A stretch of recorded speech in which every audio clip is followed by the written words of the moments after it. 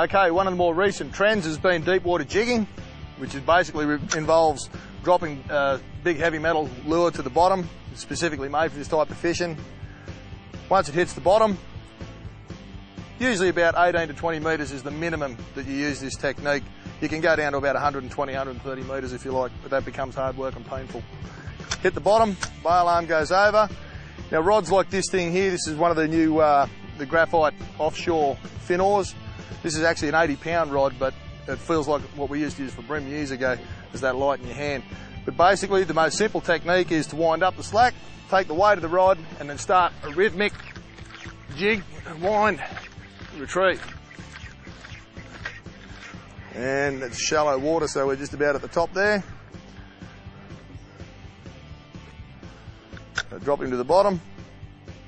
If there's any pelagics, or even your tuna and Spaniards and stuff like that will hit them, but they're more commonly used for amberjack, Samson fish, even cobia and trevally on deep wrecks and reefs. Okay, hit the bottom, right, bail arm over, long butt on the rod so it goes up under here, saves you back a little bit.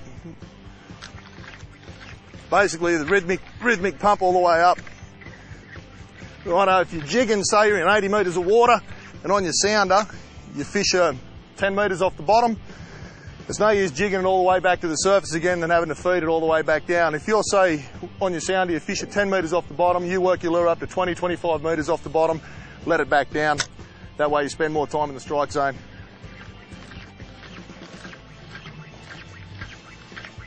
Okay, so over the last decade, deep water jigging for, as we say, things like kingfish and Samson fish has become a real passionate pursuit for a lot of guys.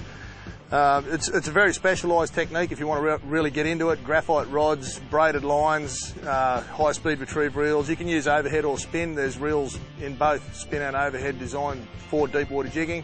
But there's been a real trend heading towards spin reels these days because the technology's made them a lot stronger and drag systems a lot better. Okay, so yeah, if you want to go and hurt your back, go and give some jigging a go.